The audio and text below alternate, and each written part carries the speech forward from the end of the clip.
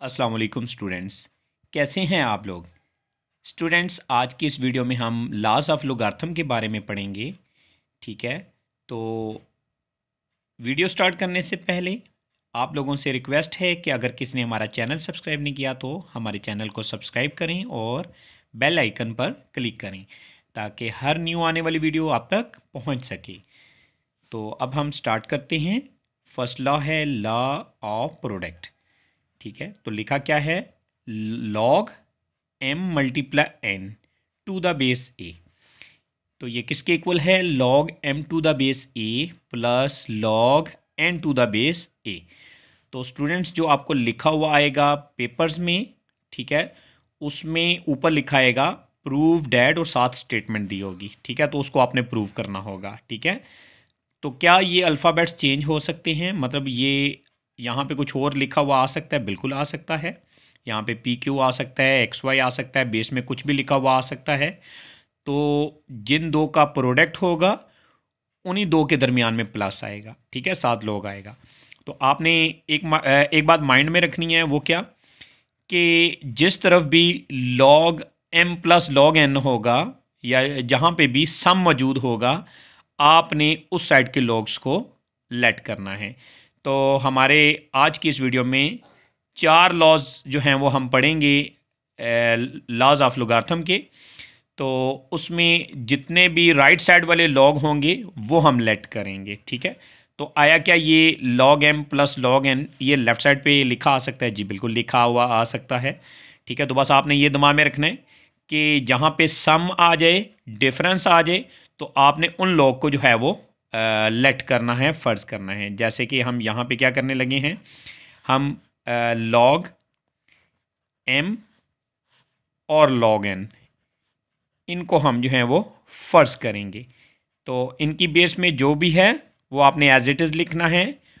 किसी भी अल्फ़ाबेट के इक्वल इनको आपने लेट कर देना है। जैसा कि हमने लॉग m को x के इक्वल लेट किया है और लॉग n को y के इक्वल लेट किया है। ठीक है, तो ये हमारे पास डेफिनेशन फॉर्म बन जाएगी। तो नेक्स्ट स्टेप जो हमारा आएगा वो क्या होगा, हम इसको इन लॉग की इन्वर्स फॉर्म में चेंज करेंगे। तो लॉग की इन्वर्स फॉर्म कौन सी होती है, एक्सपोनेंशियल फॉर्म। तो जैसे ही हम एक्सपोनेंशियल फॉर्म में चेंज करेंगे तो हमारे पास 2 इक्वेशंस आ जाएंगी। ठीक है, जैसे देखें हमारे पास सबसे पहले हम एक्सपोनेंशियल फॉर्म में क्या करेंगे, बेस को लिखेंगे। अब इसकी पावर कहाँ पे होगी, जिस तरफ लॉग नहीं है, यानी लॉग हमारे पास राइट साइड पे नहीं है, यानी एक्स के पास लॉग नहीं है, तो ये इसकी पावर हो जाएगी। एक्सपोनेंशियल फॉर्म में लॉग नहीं लिखा जाता, तो बाकी रह जाता है m। ये हमारे पास आ जाएगी इक्वेशन नंबर 1। ठीक है, इसी तरह हमने log n to the base a equal to y को भी एक्सपोनेंशियल फॉर्म में करना है। तो यहाँ पे भी बेस a है, तो बेस को पहले लिखेंगे। इसकी पावर है राइट साइड पे जहाँ पे log नहीं है। ठीक है, तो आपने y को पावर बना देना है, बाकी रह जाएगा log n।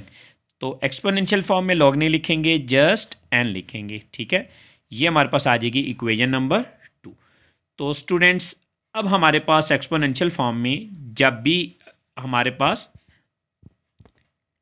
लिखा जाएगा तो उसके बाद हमने देखना क्या है कि हमने प्रोडक्ट वाले को लॉ को वेरीफाई करना है कि डिवाइड वाले को। ठीक है, जैसा कि हमारे पास नेक्स्ट लॉ है उसमें m और n डिवाइड में है। ठीक है, यानी m ऊपर है और n नीचे है, तो यहाँ पे m और n का आपस में जो रिलेशन है वो है मल्टीप्लाई। तो आपने m और n को मल्टीप्लाई करने के लिए यहाँ पे क्या करना है, यहाँ पे लिखेंगे multiplying by equation 1 by equation 2। ठीक है, इक्वेशन 1 को इक्वेशन 2 से आपने मल्टीप्लाई करना है। उसकी रीज़न क्या है कि आपने जिस फॉर्म में लेके आना है उसमें m और n का आपस में रिलेशन मल्टीप्लाई है। तो अब आप क्या करेंगे, लेफ्ट साइड में लेफ्ट साइड मल्टीप्लाई करेंगे और राइट साइड में राइट साइड मल्टीप्लाई करेंगे, यानी a की पावर x लेफ्ट साइड है इक्वेशन 1 की और a की पावर y लेफ्ट साइड है इक्वेशन 2 की। ठीक है, तो आपने लेफ्ट साइड में लेफ्ट साइड मल्टीप्लाई करनी है और राइट साइड में राइट साइड मल्टीप्लाई करनी है। ठीक है, तो यहाँ पे लॉ ऑफ एक्सपोनेंट यूज़ करेंगे जो कि आप सेकंड चैप्टर में पढ़ चुके हैं। वो क्या है कि अगर बेस सेम हो, मल्टीप्लाई का साइन हो, तो पावर के दरमियान में प्लस का साइन आ जाएगा। ठीक है, बेस कॉमन कर लेंगे और पावर के दरमियान में प्लस लगा देंगे। ठीक है, m और n को मल्टीप्लाई करेंगे mn हो जाएगा।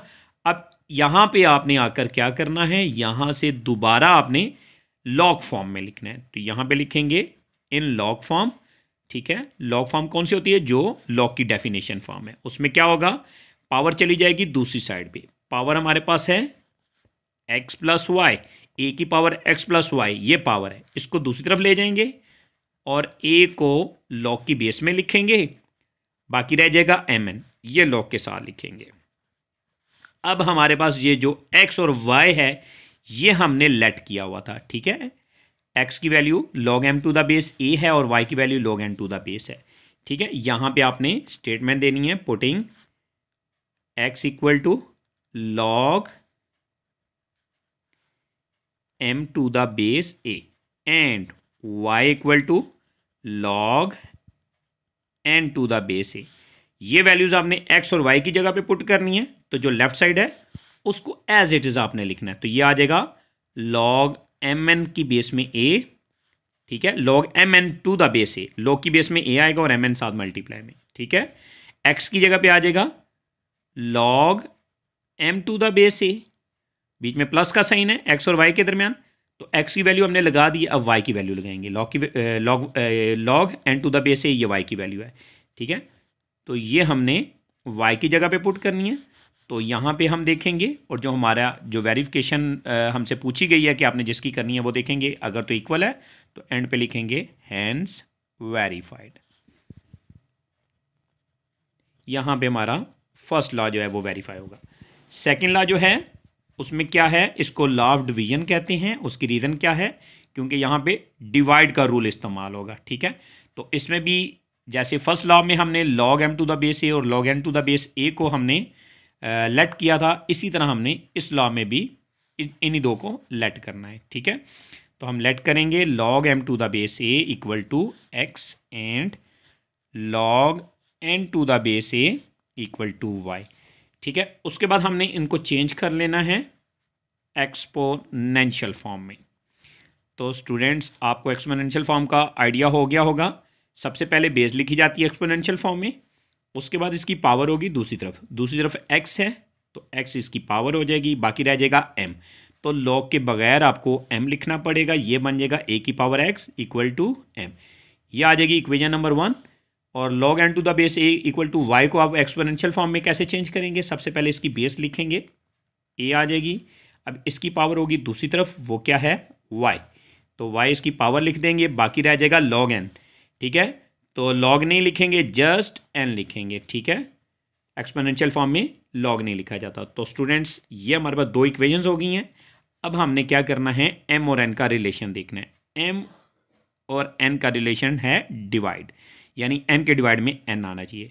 तो हाँ, यहाँ पे हम क्या करेंगे, यहाँ पे हम लिखेंगे डिवाइडिंग इक्वेशन 1 बाय इक्वेशन 2, ठीक है। फर्स्ट रूल में हमने मल्टीप्लाई किया था, अब सेकंड रूल में हम क्या करेंगे, डिवाइड करेंगे। लेफ्ट साइड में लेफ्ट साइड जो है वो डिवाइड होगी, राइट साइड पे राइट साइड डिवाइड होगी, यानी a की पावर x को a की पावर y से डिवाइड करेंगे और m को n पर डिवाइड करेंगे, ठीक है। अब यहाँ पर लॉ ऑफ एक्सपोनेंट यूज़ करेंगे, जो आप सेकंड यूनिट में कर चुके हैं। वो क्या है, अगर तो बेस सेम है तो आपने क्या करना है, पावर के दरमियान में माइनस लगाना है बेस कॉमन करके, ठीक है। बेस कॉमन हो जाएगी, y ऊपर जाके x में से माइनस हो जाएगा और m over n as it is आ जाएगा।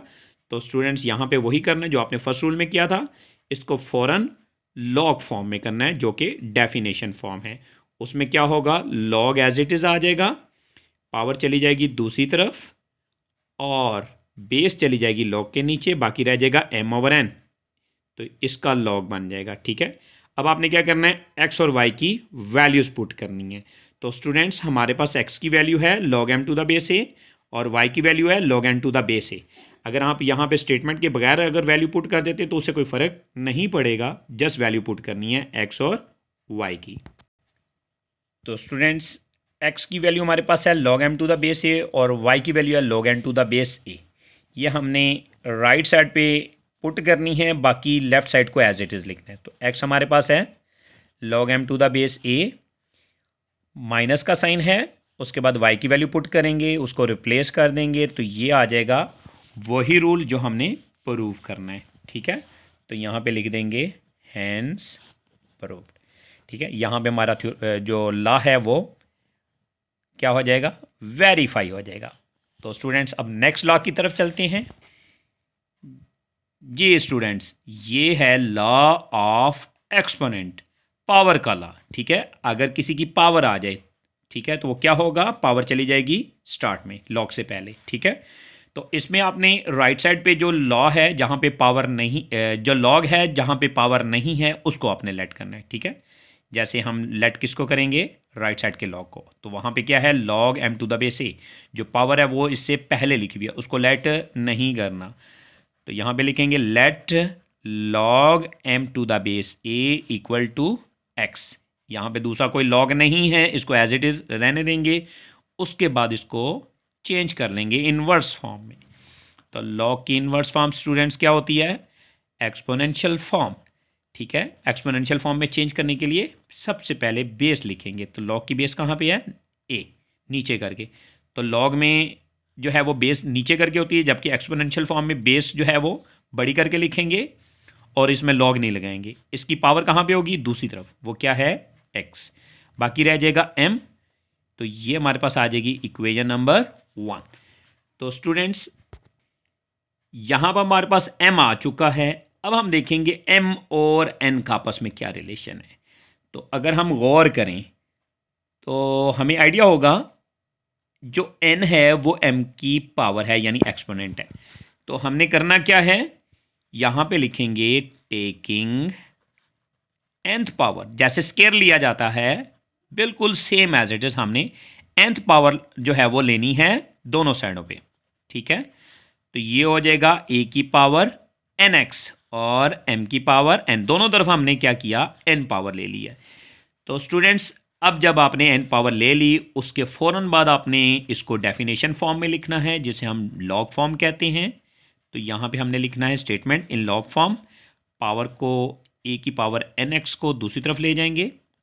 ठीक है, पावर दूसरी तरफ चली जाएगी और जो बेस है वो लॉग के नीचे आ जाएगी, बाकी रह जाएगा m की पावर n, उसको लॉग के साथ लिख देंगे। इसको ब्रैकेट में लिख लें या एज इट इज़ लिख लें, उससे कोई फ़र्क नहीं पड़ता। अब यहाँ पे सारी स्टेटमेंट के अंदर दोनों तरफ, इस इक्वेशन के दोनों तरफ एक लेट किया हुआ है, वो है हमारे पास ये x। ठीक है, वो क्या है, log m to the base a को x कहेंगे। तो यहाँ पे हम क्या करेंगे, x की जगह पे log m to the base a put कर देंगे। ठीक है, तो लेफ्ट साइड पे log m की power n to the base a as it is रहेगा, n भी एज इट इज़ रहेगा, x की जगह पे आ जाएगा log m to the base a। तो स्टूडेंट्स इसको और हमारी जो स्टेटमेंट है जिसको हमने प्रूव करना है उसको देखेंगे तो ये इक्वल नज़र आएगा। ठीक है, तो यहाँ पे लिखेंगे हैंस वेरीफाइड या हैंस प्रूव्ड। ठीक है, तो यहाँ पे हमारा थर्ड वाला लॉ भी प्रूव हो चुका है। ठीक है, अब चलते हैं फोर्थ लॉ पे। जी तो स्टूडेंट्स फोर्थ लॉ को कहते हैं law of changing base, base change होने वाला लॉ। ठीक है, तो इसकी जो है वो स्टेटमेंट में दो तरह के क्वेश्चन आ सकते हैं, क्रॉस भी आ सकता है और डिवाइड भी आता है। तो स्टूडेंट्स हम दोनों सीखेंगे, अगर क्रॉस आएगा तो हमने क्या करना है और अगर डिवाइड आएगा तो तब क्या करना है। ठीक है, तो यहाँ पे आपको मैं हिंट देता जाता हूँ कि आपने उस लॉग को लेट करना है जिसकी बेस चेंज होगी। तो हम देख लेते हैं लॉग की बेस में क्या है, a, लॉग की बेस में क्या है, b, लॉग की बेस में क्या है, a। तो स्टूडेंट्स ये हमारे पास लॉग ऐसा है जिसकी बेस चेंज है। तो स्टूडेंट्स आपने उस लॉग को लेट करना है जिसकी बेस चेंज होगी। ठीक है, तो यहाँ पे लेट हो जाएगा log n to the base b equal to, किसी भी अल्फ़ाबेट के इक्वल कर देते हैं, हम x के इक्वल कर देते हैं। इसको फ़ौरन हम जो है वो इन्वर्स फॉर्म में चेंज करेंगे। लॉग की इन्वर्स फॉर्म होती है एक्सपोनेंशियल फॉर्म। तो स्टूडेंट्स एक्सपोनेंशियल फॉर्म में सबसे पहले बेस लिखेंगे, बेस हमारे पास b है, a नहीं है। ठीक है, इसके ऊपर पावर आएगी जो कि दूसरी तरफ है, तो दूसरी तरफ देखेंगे हम, हमें x नज़र आ रहा है, तो x इसकी पावर है, बाकी रह जाएगा log और n। एक्सपोनेंशियल फॉर्म में log हटा देना है, जस्ट n लिखेंगे। ठीक है, तो ये हमारे पास आ जाएगा b की power x equal to n। तो स्टूडेंट्स हमारे पास n आ चुका है। अगर हम दोनों तरफ गौर करें तो हमारे पास दो लोग ऐसे हैं जिनके साथ जो है वो बेस ए है। तो हम यहाँ पे क्या करेंगे, यहाँ पे हम लॉग वो लेंगे जिसकी बेस में ए होगा। तो हम यहाँ पे लिखेंगे taking log to the base a, यानी बेस ए वाला लॉग आपने दोनों तरफ लेना है। ठीक है, तो ये हो जाएगा लॉग बी की पावर एक्स, इसकी बेस में a, log n to the base a. तो स्टूडेंट्स अगर आप गौर करें यहाँ पे, तो आपको एक साइड पे पावर नज़र आ रही है। तो आपने जो इससे पहले वाला लॉ पढ़ा है वो है लॉ ऑफ एक्सपोनेंट। तो लॉ ऑफ एक्सपोनेंट क्या कहता है, लॉ ऑफ एक्सपोनेंट कहता है अगर किसी की पावर है किसी भी नंबर की और उसका लॉग लिया जा रहा है तो पावर शुरू में चली जाएगी। ठीक है, तो यहाँ पे लिखेंगे according to third law of logarithm या लॉग। ठीक है, पावर ले जाएंगे शुरू में, तो ये हो जाएगा एक्स लॉग बी की बेस में a, log b to the base a, और इक्वल के राइट पे log n to the base a as it is रहेगा। तो स्टूडेंट्स ये जो हमने x है ये हमने फ़र्ज़ किया हुआ है। ठीक है, तो इसकी जगह पे ये वैल्यू लगा देंगे। ठीक है, तो यहाँ पे लिख लें putting x equal to log n to the base b. तो इस x की जगह पे आ जाएगा log n to the base b. ठीक है, अब यहाँ पे बीच में कोई साइन नहीं है, x और log b to the base a के दरमियान, तो हम यहाँ पे मल्टीप्लाई का साइन लगा देंगे। तो ये आ जाएगा log b to the base a equal to log n to the base a. तो स्टूडेंट्स अगर हम देखें तो हमारी ये जो लेफ़्ट साइड और राइट साइड है ये प्रूव हो चुकी है मल्टीप्लाई की फॉर्म में। अब हमने जाना है डिवाइड की फॉर्म में। अगर मल्टीप्लाई की फॉर्म में क्वेश्चन आता है तो फिर आपने यहाँ तक करना है और आगे लिख देना है हैंस प्रूव्ड। और अगर डिवाइड की फॉर्म में आता है तो फिर आपने क्या करना है, आपने जहाँ पे एन आ रहा है उसको ए के इक्वल लेट कर लेना है। ठीक है, या उस यहाँ पे लिखना है पुटिंग एन इक्वल टू ए। तो स्टूडेंट्स आपको एन दोनों तरफ नज़र आ रहा होगा, यहाँ पे भी एन है वहाँ पे भी एन है। ठीक है, तो ये हो जाएगा log a to the base b. या हमने किया क्या, एन को ए के इक्वल लेट कर लिया। ठीक है, ए के इक्वल पुट कर लिया। ठीक है, तो यहाँ पे log b to the base a as it is आ जाएगा और ये हो जाएगा log a to the base a. तो स्टूडेंट्स जहाँ पे बेस और नंबर सेम होगा वो 1 के इक्वल हो जाएगा। तो स्टूडेंट्स एन की जगह पे हमने ए लगा दिया, यहाँ पे हमने एन की जगह पे ए लगाया, यहाँ पे भी हमने एन की जगह पे ए लगाया। ठीक है, तो मैंने आपको क्या बताया था कि अगर किसी नंबर का लॉग लें और उसकी बेस में वही मौजूद हो तो वो 1 के इक्वल होगा। ठीक है, तो ये हमारे पास आ जाएगा log a to the base b multiply log b to the base a. तो स्टूडेंट्स आपने लॉ में से देखना है और फिर इन दोनों में से किसी एक को 1 के डिवाइड में ले जाना है। तो लॉ में log a to the base b divide में है, तो log b to the base a as it is रहने देंगे और 1 के डिवाइड में ले जाएंगे log a to the base b. ठीक है, तो ये हमारे पास वैल्यू आ गई है। ठीक है, किसकी वैल्यू आ गई है, log b to the base a की। ठीक है, तो अब हम ऐसा करते हैं कि जो हमने प्रूव किया था log n to the base b multiply log b to the base a, इसको हम इक्वेशन 1 का नाम देके इसमें हमने क्या करना है, log b to the base a की वैल्यू पुट कर देनी है। ठीक है, तो इसकी जब वैल्यू पुट करेंगे तो हमारे पास ये एग्जैक्ट आंसर आ जाएगा, log n to the base b divided by log a to the base b. तो स्टूडेंट्स यहाँ पे लिखेंगे पुटिंग इन इक्वेशन 1, इक्वेशन 1 में पुट कर देंगे। ठीक है, तो इक्वेशन 1 में जब पुट करेंगे तो हमारे पास आ जाएगा log n to the base b divided by log a to the base b. ठीक है, ये जो वैल्यू है ये log b to the base a की है जो कि मल्टीप्लाई के बाद था। तो जब उसको आप वैल्यू पुट करेंगे 1 over log a to the base b, ठीक है, तो हमारे पास log n to the base b के डिवाइड में ये आ जाएगा। ठीक है, और ये किसके इक्वल हो जाएगा, log n to the base a के। ठीक है,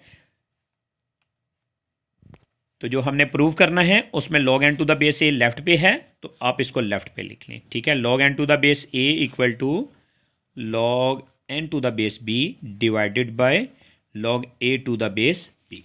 तो स्टूडेंट यहाँ पे हमारा फोर्थ लॉ जो है वो प्रूव हो जाएगा अगर वो डिवाइड की फॉर्म में आता है, और अगर मल्टीप्लाई की फॉर्म में आता है तो इक्वेशन 1 तक आपने सॉल्व करना है। ठीक है, तो यहाँ पे लिखेंगे हैंस वेरीफाइड। तो एक बात को आपने मद्देनजर रखना है, वो क्या कि अगर डिवाइड की फॉर्म में आता है तो फिर आपने सारा जो है वो सॉल्व करना है, और अगर मल्टीप्लाई की फॉर्म में आता है तो जस्ट आपने इक्वेशन 1 तक सॉल्व करना है, यानी यहाँ तक सॉल्व करना है। ठीक है, तो अगर आपको हमारी वीडियो पसंद आई हो तो अपने दोस्तों के साथ शेयर करें, लाइक करें, हमारे चैनल को सब्सक्राइब करें, दुआओं में याद रखें। अल्लाह हाफिज़।